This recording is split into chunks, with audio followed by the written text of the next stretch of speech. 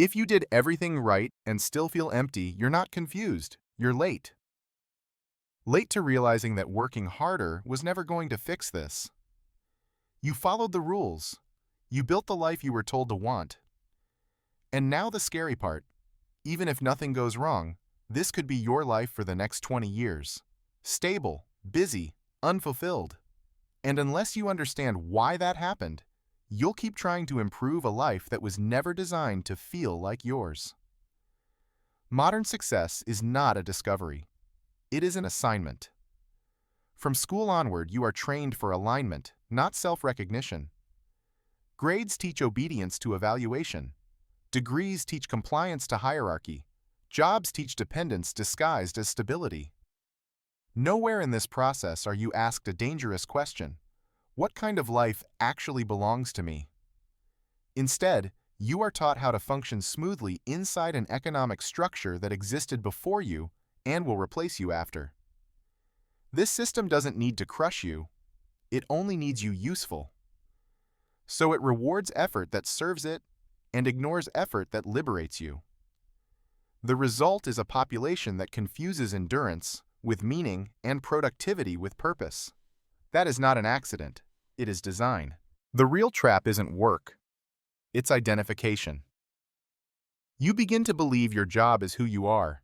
Your salary is your value. Your exhaustion is proof of worth. Then consumption finishes the loop. You work to earn. You earn to spend. You spend to feel like the work mattered.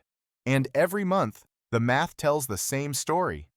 After rent, bills, and lifestyle maintenance, there is almost nothing left. Sometimes less than nothing. So you stay busy. Too busy to question direction. Too tired to imagine alternatives. Fear keeps everything stable. Fear of instability. Fear of judgment. Fear of realizing too late that you traded your best years for permission to survive. This fear is not a bug. It is the fuel. At some point, clarity arrives. Not dramatically, but quietly. You realize something unsettling.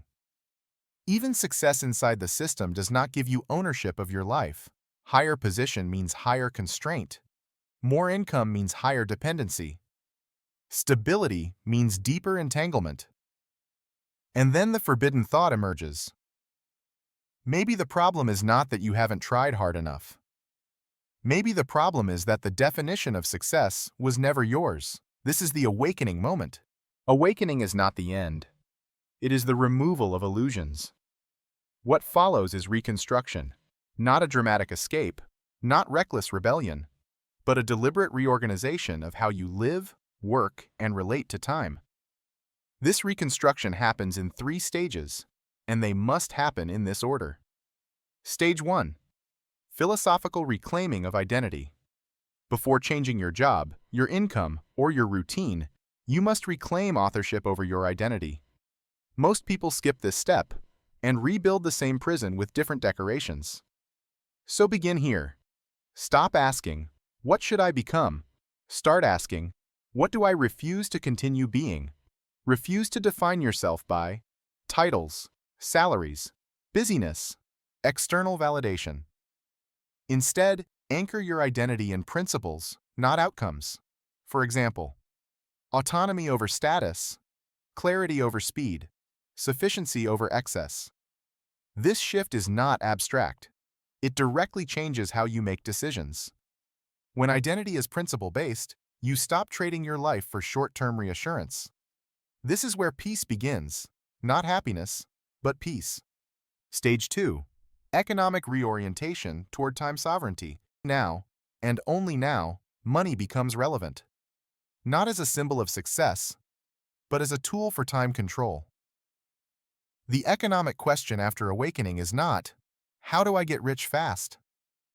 It is, "How do I reduce how much of my life I am forced to sell?" This leads to 3 practical moves.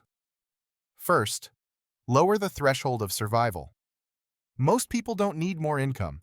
They need fewer obligations. Audit your life ruthlessly. Which expenses exist only to maintain an image? Which commitments exist only because quitting feels scary? Every reduction increases freedom immediately. Second, Separate income from identity. You do not need to love your current work, but you must stop letting it define you. Your job becomes a temporary funding mechanism, not your destiny. This psychological separation restores power faster than any raise. Third, build parallel value, not instant escape.